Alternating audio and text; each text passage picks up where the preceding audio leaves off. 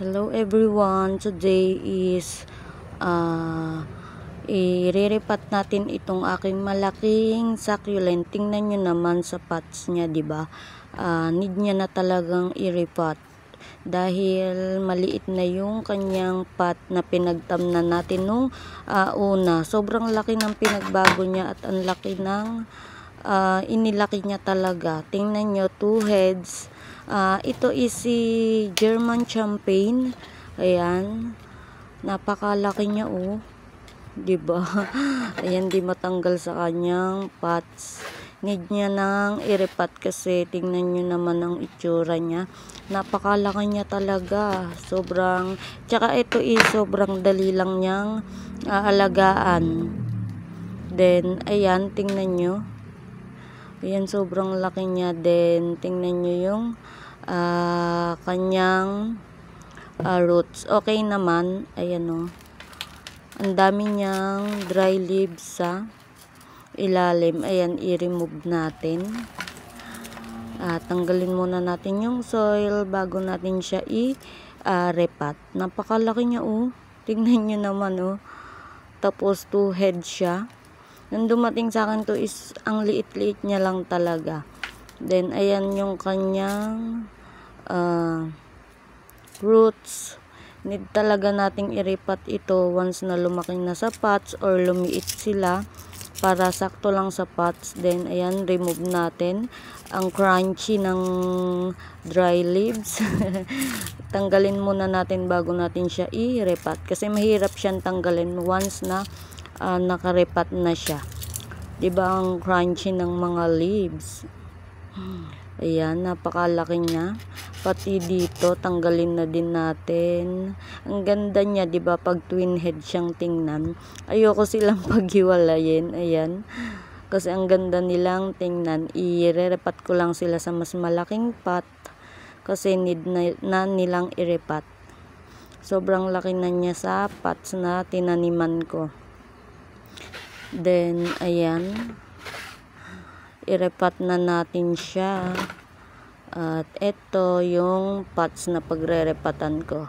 Linisin muna natin dito. Ayan. Then, ito yung old soil niya. This is a rice hull and garden soil. Ayan. Lalagyan ko lang siya ng loam soil na may pumice stone. Ayan. Tsaka meron na din siyang rice hull. Then, ayan, dito natin siya irerepat sa mas malaking pots para mas lumaki pa siya. Then, baka sakaling magbigay siya ng babies, diba?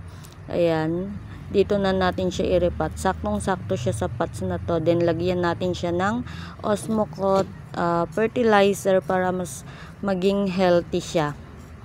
Ayan, ito is, hindi ko siya nilagyan ng fertilizer nung una. Ayan, tingnan natin at lagyan natin ng fertilizer para mas lalo siyang maging healthy at lumaki. Then, ayan, tingnan nyo naman sa pots niya. Saktong-sakto. Malaki pa nga siya oh. Diba?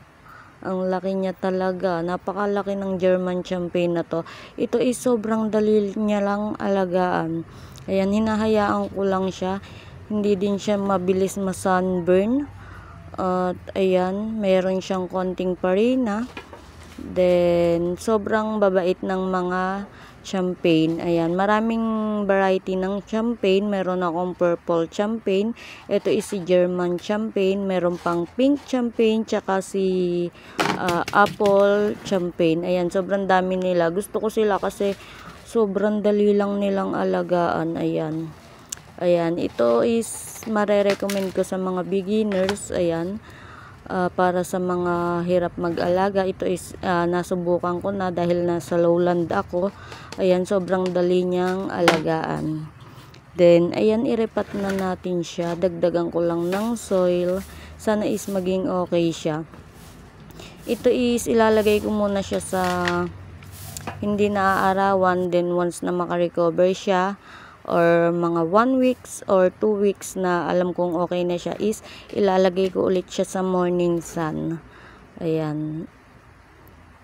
Sobrang laki niya talaga. Ayan, napakalaki niya. Ano pa nga siya, awas pa siya sa may pots niya. Oh.